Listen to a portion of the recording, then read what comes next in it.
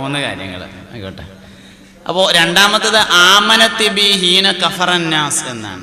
ആമനത്തി B ഹീന കഫറന്നാസ്, ജനങ്ങൾ എന്നെ നിഷേധിച്ചപ്പോൾ ഖദീജ എന്നെ വിശ്വസിച്ചു. അതാണ് രണ്ടാമത്തെ കാര്യം. എല്ലാവരും പറ്റും. ഒരു മനുഷ്യന് കിട്ടുന്ന ഏറ്റവും വലിയ സർട്ടിഫിക്കറ്റ് സ്വന്തം ഭാര്യയുടെ സർട്ടിഫിക്കറ്റാണ്. നമ്മളെ നാട്ടുകാർ മൊത്തം സാലിപ്പൈസ് ഭയങ്കര സംഭവമാണെന്ന് പറഞ്ഞാലും പെണ്ണുങ്ങൾക്ക് പുതിയാപ്പിള തന്നെയാണല്ലോ. അവിടെയാണ് പ്രശ്നം കിടക്കുന്നത്. നബി തങ്ങളുടെ ഏറ്റവും വലിയ സർട്ടിഫിക്കറ്റ് സ്വന്തം. അത് ഏത് ഭാര്യ? ഖദീജ ബി എന്ന് പറഞ്ഞ സംഗതിയെക്കുറിച്ച് നമുക്ക് നല്ലോണം പഠിക്കണ്ടേ. ഖദീജ ബിക്ക് 40 വയസ്സാണ്. എന്താണ് സ്ത്രീകളുടെ 40 വയസ്സിൻ്റെ പ്രത്യേകത?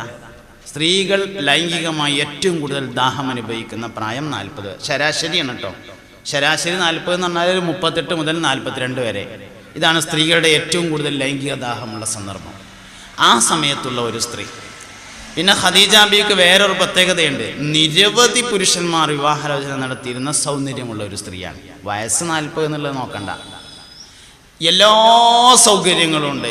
എല്ലാ സൗകര്യവും, ഇഷ്ടം പോലെ സമ്പത്ത്, എല്ലാ സൗകര്യങ്ങളും. അങ്ങനെയുള്ള ഒരു സ്ത്രീ നബി സല്ലല്ലാഹു അലൈഹി വസല്ലം തങ്ങൾ ആദ്യമായി അംഗീകരിക്കുന്നു.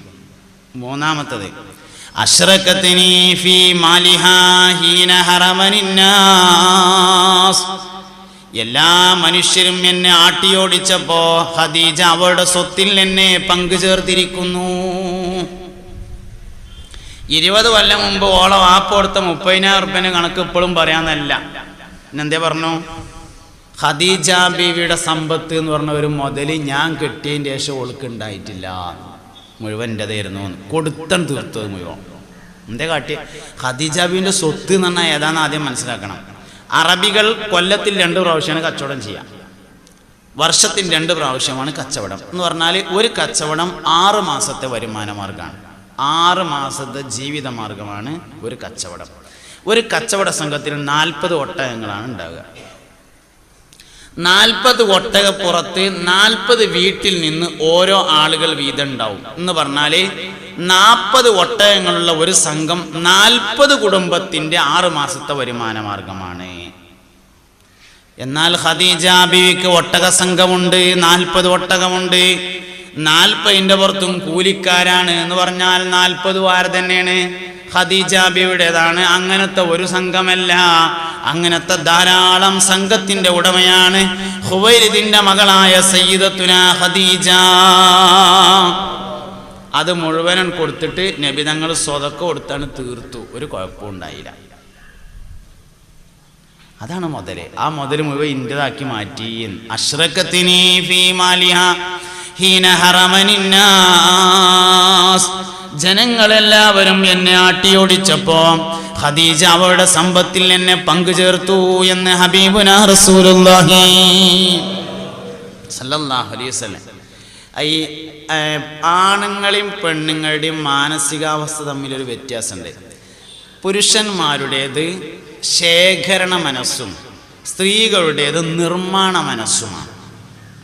അതായത് ഒരു പെണ്ണിനെ ടെൻഷനാക്കുന്നതും ഒരു പുരുഷനെ ടെൻഷനാക്കുന്നതും ഒരേ കാര്യമല്ല. രണ്ടാളുടെയും 2 മനസ്സാണ്. ആണുങ്ങൾക്ക് ടെൻഷൻ വരിക, നിങ്ങൾ എന്ത് മനസ്സാണ് 5 വയസ്സക്ക് വകയില്ല എന്ന് പറഞ്ഞാൽ ടെൻഷനായി. അല്ലെങ്കിൽ നിങ്ങൾക്കൊരു ചായൻ്റെ വെള്ളം കൂടി ഉണ്ടാക്കാൻ കഴിയൂലല്ലോ എന്ന് പറഞ്ഞാൽ ഒരു കുഴപ്പമില്ല.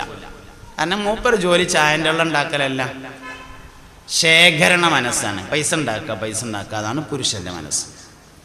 എന്നാൽ സ്ത്രീയുടെ മനസ്സ് നിർമ്മാണ മനസ്സാണ്. നിർമ്മാണ മനസ്സ് എന്ന് പറഞ്ഞാൽ ചായ ഉണ്ടാക്കുക, കഞ്ഞി ഉണ്ടാക്കുക, പാത്രം അരിച്ചു വരിക, തുടക്കുക, തിരുമ്പുക, അങ്ങനെയുള്ള അതാണ് നിർമ്മാണ മനസ്സ്. അവളെ സപ്പോർട്ട് ചെയ്യേണ്ടത് അതിലാണ്. എന്നെങ്കിലും ഒരു ദിവസം ചാറിലിപ്പ് കയറിയാൽ ഇവിടെ ഒന്നും ചാറിലിപ്പ് തന്നെ എന്ന് പറയുമ്പോഴാണ് അവർക്ക് ടെൻഷൻ. എൻ്റെ അടുത്ത് ഒറ്റ പൈസ ഇല്ലല്ലോ എന്ന് പറഞ്ഞാൽ ഒരു കുഴപ്പമില്ല, പെണ്ണിൻ്റെ അടുത്ത് പൈസ ഉണ്ടാകേണ്ട ആവശ്യമില്ല. ആണുങ്ങളും ആണോ ഒന്ന് ശ്രദ്ധിക്കുക, പോക്കറ്റിൻ്റെ അവസ്ഥ ഒരിക്കലും പെണ്ണുങ്ങളെ അറിയിക്കരുത്. പോക്കറ്റ് കാലിയാണ് എന്നുള്ളത് സ്ത്രീകളെ അറിയിക്കാൻ പാടില്ല. എല്ലാ വിലയും നിലയും പോവും, മാത്രമല്ല നമ്മൾ ടെൻഷനാവും ചെയ്യും. അത് നമ്മൾ മാത്രം അറിഞ്ഞിരിക്കേണ്ട ഒരു കാര്യമാണ്. പെണ്ണുങ്ങളെ വയസ്സും ആണുങ്ങളെ ശമ്പളവും ആരും അറിയിക്കാൻ പാടില്ല എന്ന്. എത്ര ഉറുപ്പ് വരുമാനം ഉണ്ട് എന്ന് ആരും അറിയിക്കരുത്. ഉള്ളതുകൊണ്ട് നല്ല മട്ടത്തിൽ ഓണം പോലെ ജീവിച്ചു പോകുക എന്നുള്ളതാണ്. പെണ്ണുങ്ങളെ വയസ്സ് പറയും വേണ്ട, ചോദിക്കും വേണ്ട, അത് ഓൽക്ക് മാത്രം അറിഞ്ഞാൽ മതി. ഇത് രണ്ടും ചോദിക്കാൻ പറ്റാത്ത കാര്യങ്ങളാണ്. അപ്പോൾ സപ്പോർട്ട് ചെയ്യേണ്ടതും അങ്ങനെ തന്നെയാണ്. അപ്പോൾ സ്ത്രീകളെ നമ്മൾ സപ്പോർട്ട് ചെയ്യേണ്ടത് നിർമ്മാണ വിഷയത്തിലാണ്. നമ്മൾ ആലോചിക്കേണ്ട ഒരുപാട് കാര്യങ്ങൾ, നമ്മൾ സപ്പോർട്ട് ചെയ്യേണ്ട ഒരു കാര്യത്തിനും സപ്പോർട്ട് ചെയ്യാറില്ലല്ലോ. നിങ്ങൾ ആരെങ്കിലും ആലോചിച്ച് ചോദിക്കണോ? ഇതിലിപ്പോൾ 25 കൊല്ലമായി കല്യാണം കഴിച്ചവരുണ്ടാവും, 20 കൊല്ലം, 30 കൊല്ലം, 40 കൊല്ലം, അങ്ങനെ താഴെ പെണ്ണുങ്ങളോട് നമ്മൾ ആണുങ്ങളോട് പറയാം. ഞാൻ ചോദിക്കണത് നിങ്ങൾ മനസ്സിൽ ഇങ്ങനെ ചോദിച്ചാൽ മതി, ആരും പറയണ്ട. ഓരോരുത്തർ അവനെൻ്റെ മനസ്സിൽ ചോദിക്കുക. നമ്മളിപ്പോൾ 15 കൊല്ലം, 20 കൊല്ലം, 10 കൊല്ലം, 40 കൊല്ലം, 45 കൊല്ലമൊക്കെ ആയിട്ട് കല്യാണം കഴിച്ച ആൾക്കാരുണ്ട്. നമുക്കൊക്കെ നമ്മളെ പെണ്ണുങ്ങളോട് നല്ല ഇഷ്ടമാണ്, ആർക്കും എതിർപ്പില്ല, ഒക്കെ സ്വർഗത്തേക്ക് എത്തണം, ജന്നാത്തുൽ ഫിർദൗസിൽ ഒരുമിച്ച് കൊള്ളണമെന്ന് ആഗ്രഹമാണ്. അള്ളാഹ് ഒരുമിച്ച് വിടട്ടെ, വേണ്ട തന്നെയാണ് എല്ലാവരും, അങ്ങനെ നല്ല ഇഷ്ടമാണ് നമുക്ക് എല്ലാവർക്കും. പക്ഷേ നമ്മൾ ആരെങ്കിലും ഇതുവരെ നമ്മളെ പെണ്ണുങ്ങളോട്, ഭാര്യനോട്, മോളെ എനിക്ക് എന്നെ ഇഷ്ടമാണെന്ന് പറഞ്ഞിട്ടുണ്ടോ? ഉണ്ടാവില്ല, പറഞ്ഞിട്ടില്ല. ഒരിക്കൽ നബിയും സഹാബത്തും ഇങ്ങനെ ഇരിക്കുകയാണ്. ആ സ്ഥലത്ത് കൂടെ ഒരാളിങ്ങനെ നടന്നു പോയപ്പോൾ ഒരു സഹാബിവര്യൻ പറഞ്ഞു, നബിയെ ആ പോയ ആളെ എനിക്ക് നല്ല ഇഷ്ടമാണ് എന്ന് പറഞ്ഞു. ഇജത് അയാളോട് പറഞ്ഞിട്ടുണ്ടോ ചോദിച്ചു. ഇല്ല പറഞ്ഞു. എന്നാൽ പോയി പറഞ്ഞിട്ട് ഇനി ഇവിടെ ഇരുന്നാൽ മതി പറഞ്ഞു. പറഞ്ഞയച്ചു. നമ്മളെന്നും കാണില്ല നമ്മളെ പെണ്ണുങ്ങളെ, ഇതുവരെ നമ്മൾ മോളെ എനിക്ക് എന്നെ ഇഷ്ടമാണെന്ന് പറഞ്ഞിട്ടുണ്ടോ? അല്ലെങ്കിൽ ഇനി ഭാര്യ, താഴെണ്ടല്ലോ പെണ്ണുങ്ങൾ കുറേ, ഭർത്താവിനോട് എനിക്ക് നിങ്ങളെ ഇഷ്ടമാണ് എന്ന് പറഞ്ഞിട്ടുണ്ടോ? ഇല്ലെങ്കിൽ ഇന്ന് എൻ്റെ പ്രസംഗം കേട്ടതിൻ്റെ വകയായിട്ട് നിങ്ങൾ കൂട്ടിക്കോളി, ഇന്നത് പറയണം. ചെവിയോട് ചുണ്ട് ചേർത്ത് വെച്ചിട്ട് നിന്നെ എനിക്ക് ഇഷ്ടമാണ് എന്ന് പറഞ്ഞാൽ 6 മാസം കൂടുമ്പോൾ ഓരോ പ്രാവശ്യം പറഞ്ഞാൽ മതിയാവും. 6 മാസം കൂടുമ്പോൾ ഒന്നുകൂടിയും പറയാം. അങ്ങനെ 6 മാസം, കൊല്ലത്തിൽ 2 പ്രാവശ്യം മാത്രം എന്നൊന്നും പറയണ്ട. എന്നിപ്പോൾ അതിൻ്റെ ഒരു പണി അത് പറ്റില്ല. 6 മാസം കൂടുമ്പോൾ ഒന്ന് പറഞ്ഞ 2 കാര്യങ്ങൾ പറഞ്ഞാലേ മനസ്സിലാവുള്ളൂ എന്നാ. ഒന്ന് സ്നേഹവും, 2 നന്ദി. എനിക്കിപ്പോൾ അങ്ങോട്ട് ഭയങ്കര നന്ദിയുണ്ട്. ഞാനത് ഐസിൽ വെച്ചിട്ട് എന്താ കാര്യം, തണുത്ത് കണ്ടത് ഇങ്ങനെ ഉറക്കുന്നല്ലാതെ യാതൊരു പ്രയോജനം ഇല്ലല്ലോ. ഞാൻ അങ്ങോട്ട് പറയണ്ടേ നന്ദി എന്നതുമാതിരി സ്നേഹവും പറഞ്ഞാൽ മാത്രമേ അറിയുള്ളൂ. അതുകൊണ്ട് നമ്മളെല്ലാവരും നമ്മൾ ഭാര്യമാരെ സ്നേഹിക്കുന്നവരാണ്. പക്ഷെ നമ്മൾ എന്താ പറയാതിരുന്ന കുഴപ്പം? പറയാതിരുന്നാലും മീൻകാരൻ പറഞ്ഞാൽ ഓൻ്റെ ഒപ്പം പോകും. മീൻകാരൻ എന്നുള്ള ഉദാഹരണമാണ്. പയത് വെക്കുന്ന ആളാണെങ്കിലും അങ്ങനെ തന്നെയാണ്. പറയുന്ന ആൾക്കാരൊപ്പം പോവും. നമ്മളാരും പറഞ്ഞില്ല എന്നുള്ള തന്നെ പ്രശ്നം. തിരിച്ചു ഓൾ ഇങ്ങോട്ടും പറഞ്ഞില്ല, നമ്മൾ അങ്ങോട്ടും പറഞ്ഞില്ല. നാട്ടുകാരോട് പറയും പോലെ അല്ലല്ലോ, അവനെൻ്റെ സ്വന്തം ഭാര്യനോട് പറയണ്ടേ?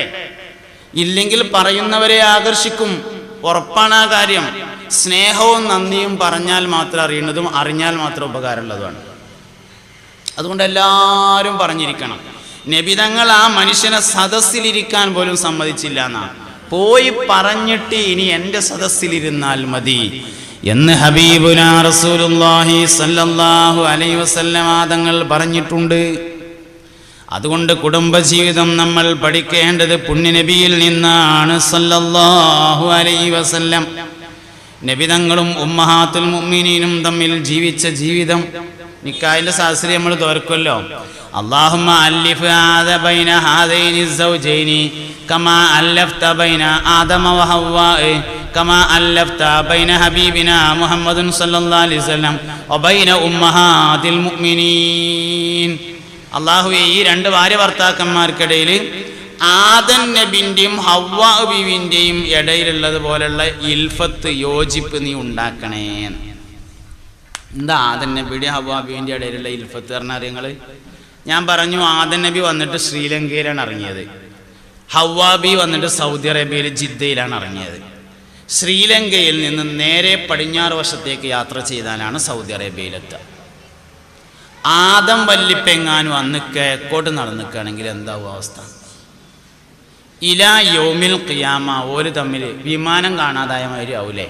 യാതൊരു ഐഡി പൈൽ കിട്ടുന്നില്ലല്ലോ എന്ന മാതിരി ആവൂലേ? പക്ഷേ പോകൂല. എന്തുകൊണ്ട്? അള്ളാഹു അവരുടെ കൽബുകൾക്കിടയിൽ ഇൽഫത്ത് എന്ന ബന്ധം ഉണ്ടാക്കിയിരുന്നു. ഖുർആൻ കല്യാണം കഴിക്കാൻ കഴിഞ്ഞത് തട്ടിമുട്ടി ജീവിക്കാനല്ല, സന്തോഷത്തോടെ. സൂറത്തുർ റൂമിൻ്റെ 24-ാമത്തെ ആയത്തിലാണ് പെണ്ണെട്ടാൻ പറഞ്ഞിട്ടുള്ളത്. സൂറത്തുർ റൂമിൻ്റെ 24-ാമത്തെ ആയത്തിലാണ് കല്യാണം കഴിക്കാൻ പറഞ്ഞത്. ومن آياته أن خلق لكم من أنفسكم أزواجا لتسكنوا إليها وجعل بينكم مودة ورحمة. ومن آياته അല്ലാഹുവിൻ്റെ ദൃഷ്ടാന്തങ്ങളിൽ പെട്ടതാണ് അൻ ഖലഖ ലക്കും, നിങ്ങൾക്ക് വേണ്ടി അവൻ സൃഷ്ടിച്ചിരിക്കുന്നു, മിൻ അൻഫുസിക്കും, നിങ്ങളുടെ അൻഫുസിൽ നിന്ന് തന്നെ, അസ്വാജൻ, ഇണകളെ, ലിതസ്കുനു ഇലൈഹാ, നിങ്ങൾ സമാധാനത്തോടു കൂടെ ജീവിക്കാൻ വേണ്ടിയിട്ട്. ലിതസ്കുനു ഇലൈഹ എന്ന് പറഞ്ഞാൽ വളരെ സമാധാനത്തിൽ ജീവിക്കാൻ വേണ്ടിയാണ് നിങ്ങളോട് കല്യാണം കഴിക്കാൻ പറയുന്നത്. നമ്മളെന്താ പറയാ, പെണ്ണെട്ടിയാൽ കാല് കെട്ടി എന്നാണ് നമ്മളെ മലപ്പുറം ഭാഗങ്ങളിലൊക്കെ ഉള്ള ഒരു പ്രയോഗമാണ്. പെണ്ണെട്ടിയാൽ പിന്നെ ഇടങ്ങാറായി എന്ന് നമ്മൾ പറയാം. ഖുർആൻ ഇടങ്ങാറാവാൻ കല്യാണം കഴിക്കാൻ പറഞ്ഞിട്ടില്ല. ഒരാൾ കല്യാണം കഴിച്ചതിന് ശേഷം ഇടങ്ങാറായാണെങ്കിൽ എന്ത് മനസ്സിലായി? ഖുർആൻ പറഞ്ഞ കല്യാണമല്ല നടന്നത് എന്ന് മനസ്സിലാവും. ഖുർആൻ കല്യാണം കഴിക്കാൻ പറഞ്ഞാൽ എന്തിനാ? ലിതസ്കുനു ഇലൈഹ, ഉള്ള സമാധാനം കൂടാൻ വേണ്ടിയിട്ടാണ്. ഉള്ള സമാധാനം കൂടിയും പോകാൻ വേണ്ടിയിട്ടല്ല. അതിനാ രണ്ട് കാര്യങ്ങൾ. വജഅല ബൈനകും മവദ്ദതൻ വറഹ്മ, മവദ്ദത്ത് റഹ്മത്ത് എന്നിവയായ രണ്ട് ഗുണങ്ങൾ അല്ലാഹു നിങ്ങൾക്ക് നൽകിയിട്ടുള്ളത് സമാധാനത്തോടുകൂടെ കുടുംബജീവിതം മുന്നോട്ട് കൊണ്ടുപോവാൻ വേണ്ടിയാകുന്നു. മവദ്ദത്ത് റഹ്മത്ത് എന്ന് പറഞ്ഞത് രണ്ടും സ്നേഹബന്ധാണ്. സ്നേഹം എന്ന് പറഞ്ഞാൽ 8 തരം സ്നേഹങ്ങളുണ്ട്. അതിൽപ്പെട്ട 2 മവദ്ദത്ത് റഹ്മത്ത് എന്ന് പറയുന്നത്. സ്നേഹം, നന്നായി സ്നേഹിച്ചുകൊണ്ട് ജീവിക്കാൻ വേണ്ടിയാണ് കല്യാണം കഴിക്കാൻ പറഞ്ഞത്. ഈ സ്നേഹബന്ധത്തിൻ്റെ വളരെ പ്രധാനപ്പെട്ട ഒരു ഭാഗമാണ് ഇൽഫത്ത് എന്ന് പറയുന്നത്. ഭാര്യയുടെയും ഭർത്താവിൻ്റെയും ഇടയിൽ ഇൽഫത്ത് എന്ന ഇണക്കം ഉണ്ടായിക്കഴിഞ്ഞാൽ അവർ തമ്മിൽ ഒരിക്കലും വേർപിരിയില്ല. ഭാര്യയും ഭർത്താവും തമ്മിൽ അടങ്ങാത്ത സ്നേഹമുണ്ടെങ്കിൽ കുവൈത്തിലുള്ള ഭർത്താവ് ഇപ്പോൾ എന്താണ് ചെയ്യുന്നത് എന്ന് വീട്ടിലുള്ള ഭാര്യക്കറിയാം. വീട്ടിലുള്ള ഭാര്യ ഇപ്പോൾ എന്താണ് ചെയ്യുന്നത് എന്ന് ഖത്തറിലുള്ള ഭർത്താവിനറിയാം. ഈ ബന്ധം യഥാർത്ഥത്തിൽ നമുക്ക് ഉണ്ട്, ഉമ്മാനേറ്റാണുള്ളത്. ഇങ്ങനൊരു ബന്ധം നമുക്ക് ഉണ്ട്, ഉമ്മാനേറ്റാണ്. നോമ്പ് നോറ്റു 6 വയസ്സുകാരൻ, ആരും അറിയാതെ ബാത്റൂമിൽ കയറിയിട്ട് വെള്ളം കുടിച്ച് പുറത്തേക്ക് വന്നാലും ഉമ്മാക്കറിയാം സംതിങ് റോങ്, എന്തോ സംഭവിച്ചിട്ടുണ്ട്. അറിയും. നമ്മളറിയില്ല എന്നൊക്കെ വിചാരിക്കും, സംഗതി ഉമ്മാക്കറിയാം. എന്താ കാര്യം? അതാണ് ഇൽഫത്ത് എന്ന ബന്ധം, ഉമ്മയും മകനും തമ്മിലുള്ള സ്നേഹബന്ധം. എൻ്റെ കുട്ടി 2 ദിവസമായി ഫോൺ ചെയ്തിട്ട് ഓൻ എന്തെങ്കിലും പറ്റുമെന്നാവോ, എനിക്കെന്തോ ഒരു അസ്വസ്ഥത എന്ന് പറയും ഉമ്മ. കുട്ടിക്ക് എന്തെങ്കിലും പറ്റിയാലും ഉമ്മാക്കറിയാൻ പറ്റും ആ ബന്ധം. ഇതിനെയാണ് ഇൽഫത്ത് എന്ന് പറയുന്ന ബന്ധം എന്ന് പറയുന്നത്. അതാണ് ആദം നബിയുടെയും ഹവ്വാ ബീവിയുടെയും ഇടയിൽ അല്ലാഹു ഉണ്ടാക്കിയ ബന്ധം. അതാണ് മുഹമ്മദ് നബിയുടെയും ആയിഷ ബീവിയുടെയും ഇടയിൽ ഉണ്ടാക്കിയത്. അതാണ് മുഹമ്മദ് നബി സല്ലല്ലാഹു അലൈഹി വസല്ലം തങ്ങളുടെയും സൗദാ ബീവി, സഫിയ ബീവി, മൈമൂന ബീവി, റംല ബീവിയുടെ ഇടയിൽ ഉണ്ടാക്കിയിട്ടുള്ള ബന്ധമെന്ന് പറയുന്നത്. ഈ സ്നേഹബന്ധം ഉണ്ടാവണം. എന്താണ് ആ സ്നേഹബന്ധം? ആ സ്നേഹബന്ധം സ്വാർത്ഥതയില്ലാത്ത സ്നേഹത്തിനാണ് അത് പറയാം. മവദ്ദത്ത് റഹ്മത്ത് എന്ന് പറയുന്നത് സ്വാർത്ഥതയില്ലാത്ത സ്നേഹമാണ്. നിങ്ങൾക്ക് ഇങ്ങോട്ട് ശ്രദ്ധിക്കാൻ കഴിയുന്നുണ്ടല്ലോ അല്ലേ? ഉണ്ടല്ലോ. നിങ്ങൾ ഇല്ലെങ്കിൽ വയലാക്കണം. ഒപ്പത് സ്വർഗം, നരകം, മഹ്ശറ, ഹിസാബ്, നല്ല വിഷയങ്ങളുണ്ട്. ആയിക്കോട്ടെ ഇൻഷാ അല്ലാഹ്. അവ ഈ മവദ്ദത്ത് റഹ്മത്ത് എന്ന സ്നേഹബന്ധത്തിലേക്ക് ഒരു മനുഷ്യൻ എങ്ങനെ പോവുക? അതായത് സ്നേഹം 2 തരത്തിലുണ്ട്. ഒന്ന് സ്വാർത്ഥതയുള്ളതും ഒന്ന് സ്വാർത്ഥത ഇല്ലാത്തതും. ഈ സ്വാർത്ഥത എന്ന് നമ്മൾ പറയുമ്പോൾ ദുന്യാവിലേക്ക് ആലോചിക്കണ്ട. ഇപ്പോൾ നമ്മുടെ നാട്ടുകാരനായ വെളിയങ്കോട് ഉമർ ഖാദി റളിയല്ലാഹു അൻഹു റൗള ഷരീഫിൻ്റെ അടുത്ത് ചെന്നിട്ട് ഒരു പാട്ട് പാടി. അപ്പോൾ റൗള തുറന്നു. യാ അക്റമൽ ഖുറമാല അതാബിക്കും ഉമറൽ ഫഖീറൽ മുർതജി ലിജനാബിക്കും യർജുൽ ലതാഅലൽ ബകായി ബിബാബിക്കും വദ്ദംഉ മിൻ ഐനൈഹി സലസജീമാ സല്ലു അലൈഹി വസല്ലിമു തസ്ലീമാ. റൗള തുറന്നു. ഇത് നമ്മളെ സബീനൻ്റെ സൈഡിലുണ്ട്. ഈ ആക്രമം ബൈത്ത് ഹജ്ജിന് പോകുമ്പോൾ എഴുതിയെടുത്ത് പോവുക. 1000 വട്ടം ചെല്ലിയാലും തുറക്കൂല. 10,000 വട്ടം ചെല്ലിയാലും തുറക്കൂല. എന്തേ? ബെയ്ത്തൊന്നല്ലാത്തതല്ല കാരണം. ബെയ്ത്ത് ഒന്ന് തന്നെയാണ്. ഇത് ചെല്ലിയാൽ തുറക്കും റൗള ഷരീഫിൻ്റെ വാതിലിൽ നിന്ന് നമ്മളെ തല പറഞ്ഞു തന്നതാണ്. നമ്മുടെ തലയാണ് നമുക്ക് പറഞ്ഞത് ഇത് ചെല്ലിയാൽ തുറക്കും. എന്നാൽ ഉമർ ഖാദിക്ക് തൻ്റെ തല പറഞ്ഞു കൊടുത്തതായിരുന്നില്ല. തൻ്റെ ഹൃദയത്തിൽ നിന്ന് അറിയാതെ വന്നുപോയതാണ് ഒരു പാട്ട്. അപ്പോൾ സ്നേഹം രണ്ട് തരത്തിലുണ്ട്. ഒന്ന് മസ്തിഷ്കബന്ധിതമായ സ്നേഹമുണ്ട്, ഒന്ന് ഹൃദയബന്ധിതമായ സ്നേഹമുണ്ട്. തലൻ്റെ സ്നേഹമുണ്ട്, ഹൃദയത്തിൻ്റെ സ്നേഹമുണ്ട്. നമ്മളെല്ലാവരും ഇപ്പോൾ നമ്മളെ കുട്ടികളെ നോക്കുന്നുണ്ട്. എന്തിന്? വലുതാകുമ്പോൾ നോക്കാൻ. ആര് പറഞ്ഞു? തല പറഞ്ഞു. ഇപ്പോൾ ഒരു കുട്ടി ഉണ്ടായി. ഈ കുട്ടി 10 മണിക്കൂറിൽ കൂടുതൽ ജീവിക്കൂല എന്ന് ഡോക്ടർ പറഞ്ഞു. അതിൻ്റെ വാൾവിന് 5 ഓട്ടയാണ്, ജീവിക്കൂല. എല്ലാവർക്കും അറിയും, ഉറപ്പാണ്. എന്നാലും ആ കുട്ടിയുടെ ഉമ്മാക്ക് എന്തോ ഒരു ഇഷ്ടേക്കാര ആ കുട്ടിനോട്. എന്തിനു വേണ്ടി? അതാണ് സ്വാർത്ഥതയില്ലാത്ത സ്നേഹം. നബിതങ്ങളെ നമ്മളെ സ്നേഹിച്ചു എന്തിനാ? നബിതങ്ങൾ നമ്മളെ സ്നേഹിച്ചു എന്തിന്? നമ്മളെന്തെങ്കിലും ചെയ്തു കൊടുത്തിട്ടാണോ നബിതങ്ങൾക്ക്? നമ്മളൊന്നും ചെയ്തു കൊടുത്തിട്ട് വേണ്ട. എത്ര സ്നേഹം എന്നറിയങ്ങൾ. വാപ്പയും ഉമ്മയും മക്കളെ തിരിഞ്ഞുമൊക്കെ സിറാത്ത് പാലം കടന്നിട്ടാണ്. നോക്കും, നോക്കാതിരിക്കൂല. മക്കൾ മാതാപിതാക്കളെ നോക്കുന്നത് സിറാത്ത് പാലം കടന്നതിന് ശേഷമാണ്. എന്നാൽ സിറാത്ത് പാലം കടക്കുന്നതിന് മുമ്പ് ഒരേ ഒരു മനുഷ്യൻ മാത്രമാണ് തിരിഞ്ഞു നിൽക്കുക. അത് മുഹമ്മദ് നബി. ഒരു സഹാബി വര്യൻ വന്നിട്ട് ചോദിച്ചു, അല്ലാഹുവിൻ്റെ റസൂലേ, എനിക്ക് മഹ്ശറയിൽ വെച്ച് നിങ്ങളെ കാണണം നബിയേ, ഞാൻ എവിടെയാണ് അന്വേഷിക്കേണ്ടത്? സഹാബ, നന്മതിന്മകൾ എഴുതിയ ഏടുകൾ വിതരണം ചെയ്യും ഞാനുണ്ടാക്കും, അവിടെ നിങ്ങൾ അന്വേഷിക്കണം. ആ സഹാബി വര്യൻ ചോദിച്ചു, അല്ലാഹുവിൻ്റെ റസൂലേ, അവിടെ കണ്ടില്ലെങ്കിൽ ഞാൻ എവിടെയാണ് അന്വേഷിക്കേണ്ടത് നബിയേ? അള്ളാന്റെ റസൂല് പറഞ്ഞു, സഹാബ, നന്മതിന്മകൾ എഴുതി ഏടുകൾ തൂക്കുന്ന മീസാൻ എന്ന തുലാസിന്റെ അടുക്കൽ ഞാനുണ്ടാകും, അവിടെ നിങ്ങൾ അന്വേഷിക്കണം. പുന്നാര നബിയെ, മാണിക്കല്ലേ, അവിടെ കണ്ടില്ലേ ഞാൻ എവിടെ നോക്കാന്ന് ചോദിച്ചു മൂപ്പര്. ഹൗദുൽ കൗസർ എന്ന പാനീയം വിതരണം ചെയ്യുന്ന സ്ഥലത്ത് ഞാനുണ്ടായിരിക്കും. അള്ളാന്റെ റസൂലെ, അവിടുന്ന് നിങ്ങളെ കണ്ടില്ലെങ്കിൽ ഞാൻ എവിടെ തരേണ്ടത് നബിയെ എന്ന് ചോദിച്ചു ആ സഹാബി. പുണ്യ നബി സല്ലല്ലാഹു അലൈഹി വസല്ലം പറഞ്ഞു, സഹാബാ, സിറാത്ത് പാലത്തിന്റെ അടുക്കൽ വെച്ച് നിങ്ങൾ എന്നെ കാണാതെ പോകില്ല സഹാബാ. അവസാനത്തെ മനുഷ്യൻ ആണ് കിടക്കുന്നത് വരെയും അല്ലാഹുമ്മ സല്ലിം സല്ലിം, പടച്ചോനെ ഓനെ കഴിച്ചിലാക്ക്, ഓനെ കഴിച്ചിലാക്ക് എന്ന് പറഞ്ഞ് കാത്തു നിൽക്കാൻ ഉമ്മാക്കും വാപ്പാക്കും വരെ കഴിയില്ല.